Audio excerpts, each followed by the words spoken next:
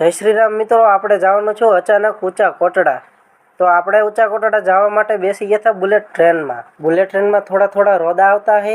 મંદિરના ગેટની અંદર આવીને બુલેટ ટ્રેનને રાખી ઊભી. હજી બુલેટ ટ્રેનમાંથી ઘણા બધા માણસો ઉતરતા હતા. અમે બધા ઉતરીને ચાલવા લાગ્યા મંદિર તરફ.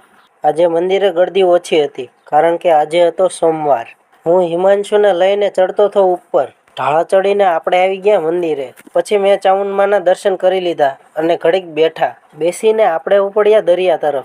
આ છે રામજી મંદિર. આ છે હિમાંશુની મોટી બેન એટલે કે પ્રિયાંશી અને કે છે હાય. પછી આપણે આવી ગયા દરિયાની મોજ માણવા. ઉનાળાની થાતીથી જોરદાર ગરમી એટલે હું આવી ગયો ગોળો ખાવા. આપણે જમીને આવી ગયા બહાર. હવે આપણે જઈશું ઘર તરફ. બસની વાટ જોતા જોતા મળી ગઈ એક જોરદાર બસ. ગીત સાંભળતા ક્યારે સિત્સર આવી ગયું ખબર જ ન પડી. હું જાઉં છું મેદાને. હવે આપણે મળીશું નેક્સ્ટ વ્લોગમાં. ત્યાં લગીન જય હિન્દ.